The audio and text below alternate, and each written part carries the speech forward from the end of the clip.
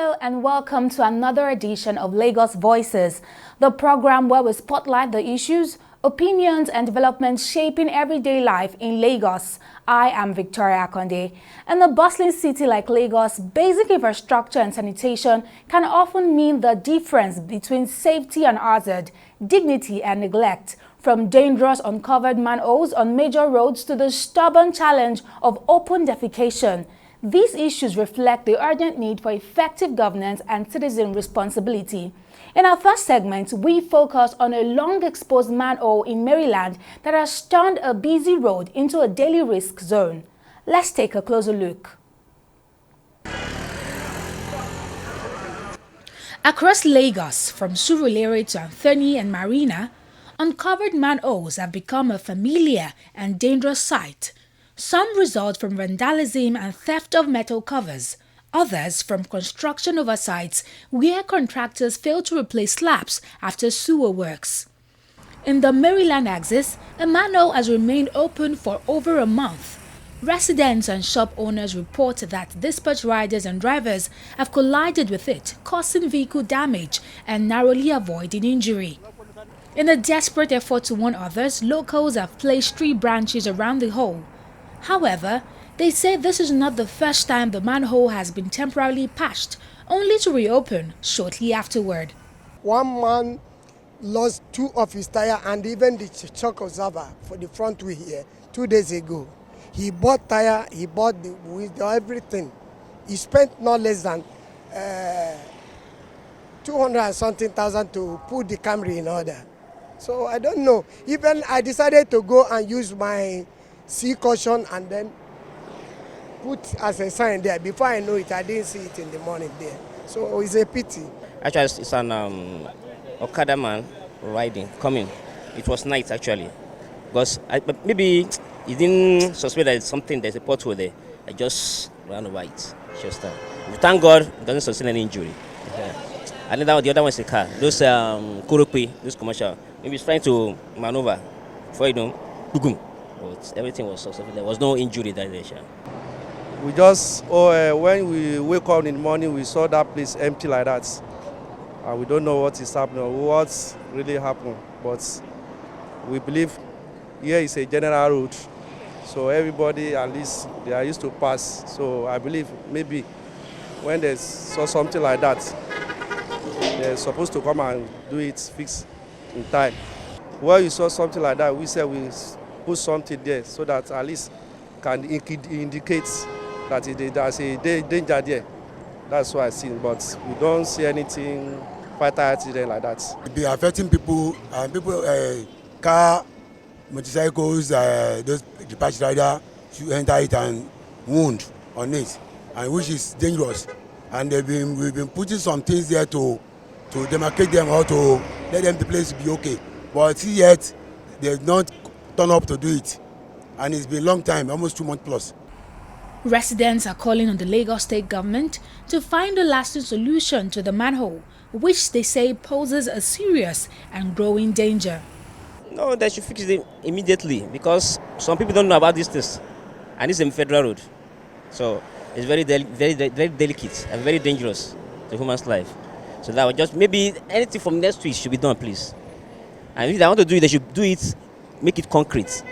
It should be very concrete, so that it will maybe, because it was the other time they did it before it collapsed again. So they should just do something that is very strong. And secondly, the maintenance, the lack of maintenance. They should come and do it in time so that it cannot affect people. Even the trailer jam enter it and spoil and wound, and the car get broke. They can't really compete, but the motorists are suffering. It's causing a lot of accidents here. Experts attribute many of these incidents to vandalism and oversight by agencies tasked with drain maintenance. Uncovered manholes become easy targets for scrap dealers and vandals. One common knowledge about exposed manholes in Lagos is the fact that these things are made of metals that these scrap sellers can make money from. That maybe not necessarily scrap sellers, maybe people that knows the economic value of these metals, so they just sometimes remove these things and go and sell them, thereby exposing these manholes that are dangerous to residents and passers-by of such places.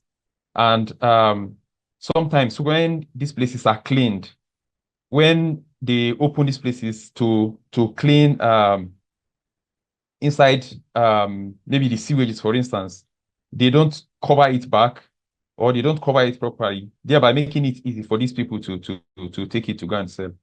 Yeah, basically, I think that's the main cause of expose manholes.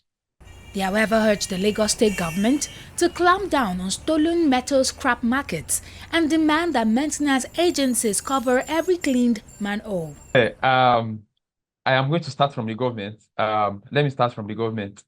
I think there's something I saw recently on the news. It's time for the government to start taking initiative to be proactive about these things. I saw something in the news that government are trying to change instead of using metals. I think they are trying to use wood this time around to make the cover of these manholes. These are some of the innovative ways that government can be proactive about these things also, and maybe they could think of other ways of not making it easy for people to be able to open these scraps to go and sell. There was also an operation recently that policemen went to, there are some markets that are popular for selling these metal scraps. You understand? So government can arrange raids from time to time, for instance, so that they can go to these places and clamp down on these people that bring such things to these markets to come and sell.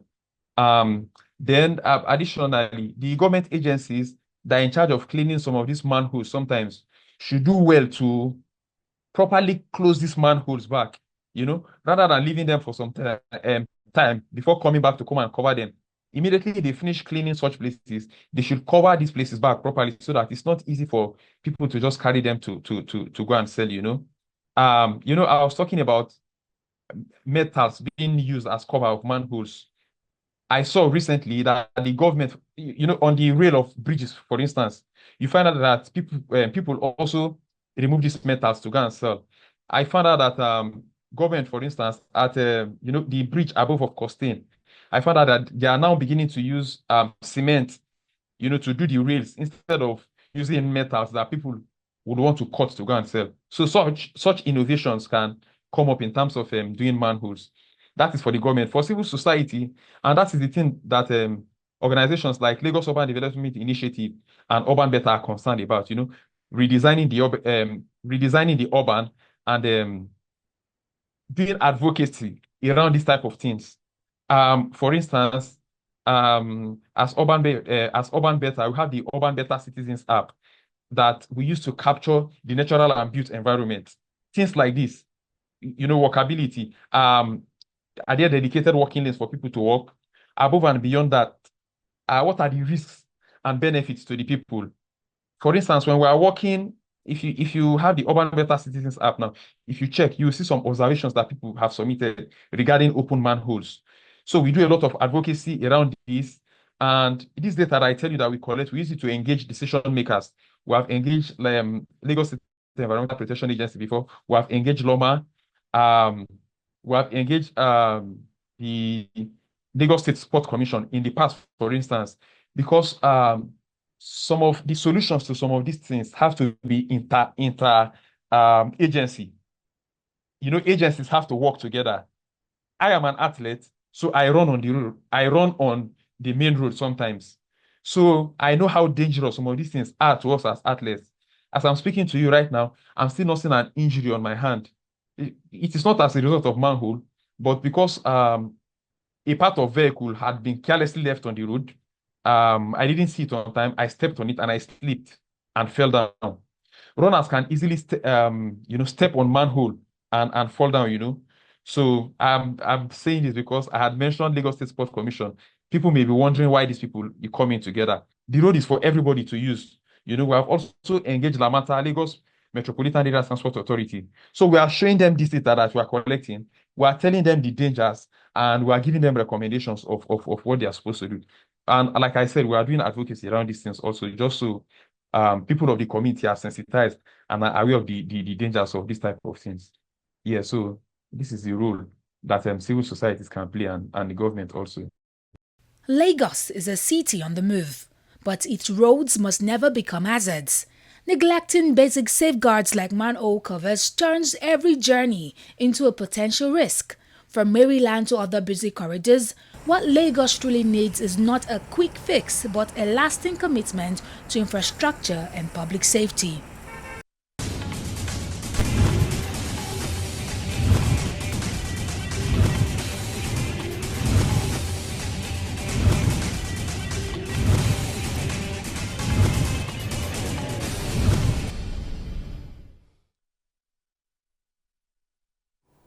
Welcome back. Now, from physical hazards on our roads, we turn to a social menace that stains the city's image: open defecation. Along Lagos' busiest gateways, the problem persists despite years of government campaigns. In this segment, we examine why the practice endures and what it would take to eliminate it. Let's take a listen. The Airport Road in Ikeja is one of Lagos State's busiest corridors, with thousands of vehicles and travelers moving daily to and from the Murtala Muhammed International Airport. Yet, beneath the hustle lies a disturbing reality. Pedestrians and motorists are confronted with scenes of open defecation on the bridge and beside the police barracks. According to UNICEF, over 46 million Nigerians still practice open defecation, with Lagos among the worst hit states. The Lagos state government, however, says it is not relenting, citing the construction of 167 public toilets, registration of over 600 operators, and a hygiene campaign targeted at ending open defecation by 2025. Still, the practice persists. I think government need to set up a committee that will look into this, because this actually is something that is not habitable. Because when you pass here in the mornings, most of the time when it is raining, you hear it smelling everywhere, it will be smelling everywhere, will be smelling. And I keep on asking myself, why will government keep on doing, allowing people to be urinating around? Most places like these barracks now, if you check the fence is almost going because of the open defecation and other things. So government need to set up a committee that will look into it, at least to come up with a workable solution that will address these challenges. I think that's my candid opinion. It is common, though it's a bad omen. It's common, more especially this area of Lagos, like by the police fence there, the barrack fence. It's very, very common. So, but it's a very, very bad trend. I don't support it, because health-wise is wrong. Hygiene, environmental-wise is wrong.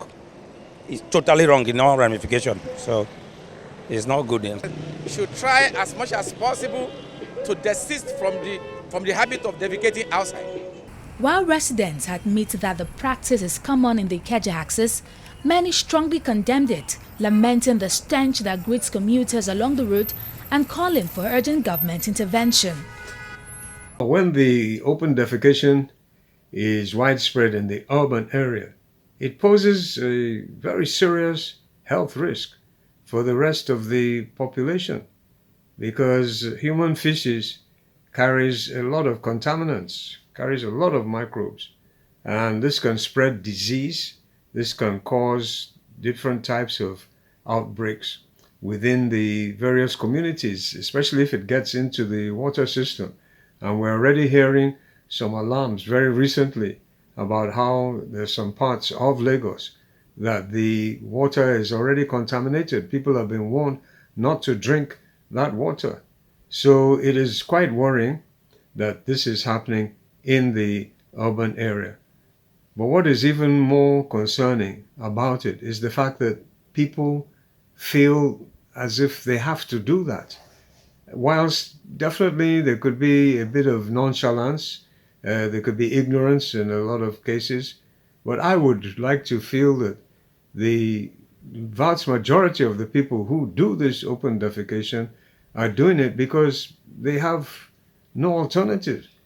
Either they don't have those sort of toilet facilities in their residence or the residential area, public toilet facilities are lacking, Or worse still, maybe if the facilities are there, but then there's no access for water.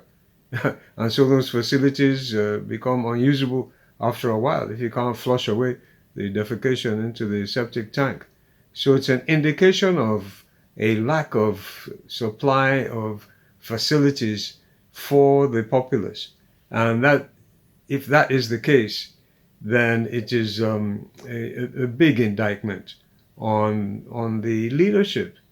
Again, we need to remind the leadership of the job description. If you are in government, then you are in the civil service. Okay, so you are there to serve the people.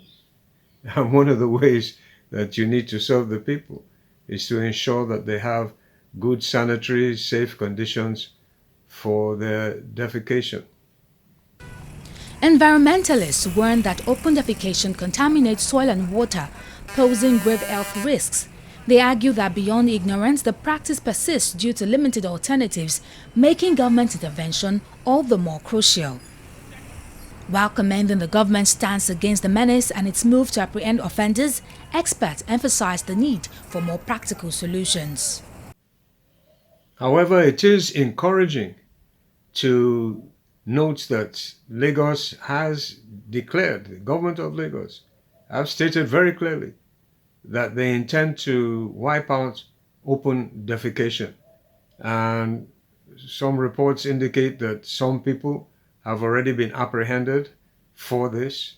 This is a very encouraging sign, but the facilities for the defecation must be made available. Or do you want people to enter public transport with a stomach that is ready to evacuate itself and do it in the bus? Come on. So the facilities must be available, and the facilities must have the necessary water, especially, and evacuation as well. That should be operational for that. But it's encouraging. We're seeing some very progressive signs and pronouncements, and also some actions, especially in the environment sector, from the Lagos state government. And we would wish to encourage them to continue serving the people even more judiciously than they're doing, remembering that what you sow is what you reap. So if you do a good thing for the people, you will get many, many good things multiplied coming back to you. For many residents, the solution lies in the creation of more public toilets and stricter punishments for offenders. If you want to see them as early as 5:30, 6, we are passing by, you will see them. So they don't hide themselves doing it. They have taken it as normal thing. But to me, I suggest that the government should have a law to that effect, so that people caught in such acts should be punished. At least they will serve as deterrent to others. And I also suggest that the appointment should be made public, so that every other person can also see and learn and desist from that. Lagosian, we need to, maybe if possible, government need to create more public toilets. You understand? That will help in addressing these challenges. In an environment like this, the government is supposed to take it as a point of duty to build a public toilet. If you want to stop people from defecating, most of the houses, they don't have a toilet, or what do you say, bathroom. We call it bathroom. So if government can create some space for people to defecate, maybe they build a public toilet, it can be under the local government, or it can be under the state government too.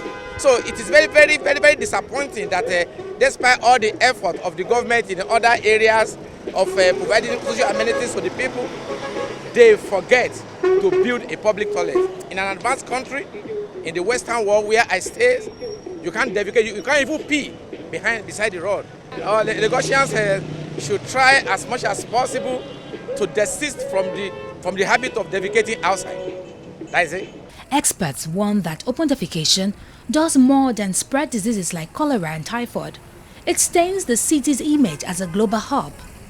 We environmentalists view widespread open defecation with quite a lot of alarm, because it contaminates the soil with too much concentration of various microbes that can be quite harmful to the ecosystem, especially the plant life. And the irony is that if defecation is used in the right way and composted, it can be effective as organic manure. But if it's just widespread all over the place, it definitely is not a very, very healthy practice to have. As Lagos races towards its 2025 target of ending open defecation, bridging the gap between policy and practice remains key to restoring both public health and the dignity of Nigeria's foremost city.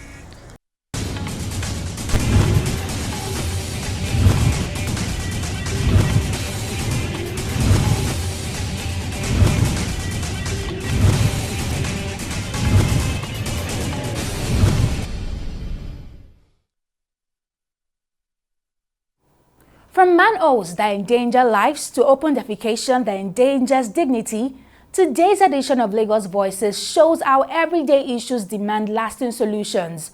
Progress in Lagos must not only be measured in bridges and buildings, but in safe streets and clean environments where citizens can thrive. I am Victoria Konde. Thank you for watching Lagos Voices. See you next time.